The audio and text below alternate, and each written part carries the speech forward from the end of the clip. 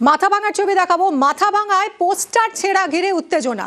তৃণমূল বিজেপির পোস্টার ছেঁড়ার অভিযোগ। তৃণমূল বলছে বিজেপি তাদের পোস্টার ছিঁড়েছে, অন্যদিকে বিজেপি বলছে তৃণমূল তাদের পোস্টার ছিঁড়েছে।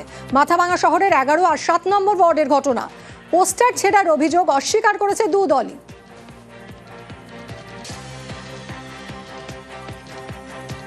গত দুদিন আগে পোস্টার লাগিয়েছিলাম আমার ওয়ার্ড ভিত্তিক, অভিষেক ব্যানার্জি এবং মমতা ব্যানার্জির ছবি সহ।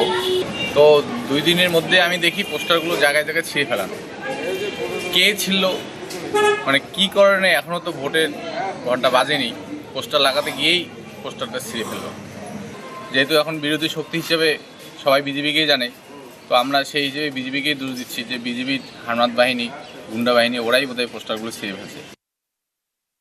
আমাদের ওয়ার্ডে ওয়ার্ডে পোস্টার, ফ্লেক্স, নরেন্দ্র মোদীর চিঠি বিলি হচ্ছে, প্রচার হচ্ছে আর কি। 2026 বিজেপির আসছে, এটা সারা পশ্চিমবঙ্গ জেনে গেছে। আমরা আমাদের পার্টির কর্মকাজ করছি, পোস্টার লাগানো চলছে, নরেন্দ্র মোদীর চিঠি আমরা বাড়ি বাড়ি দিচ্ছি। আজকে সকালে হঠাৎ করে দেখি এই আমাদের নরেন্দ্র মোদীজির ছবি সহ পোস্টার রাস্তা রাস্তায় পড়ে আছে, এবং ওয়াল পোস্টারিং যেটা করা হয়েছে সেটাও ছিঁড়ে ফেলছে। কারা করেছে, এখন যাদের ভয় তারাই করেছে। যে এই পোস্টারকে দেখে যদি ভয় পায়, তাহলে বিজেপি কর্মীরা যখন রাস্তাঘাটে মাঠে নামবে তখন তাদের অবস্থা কি হবে?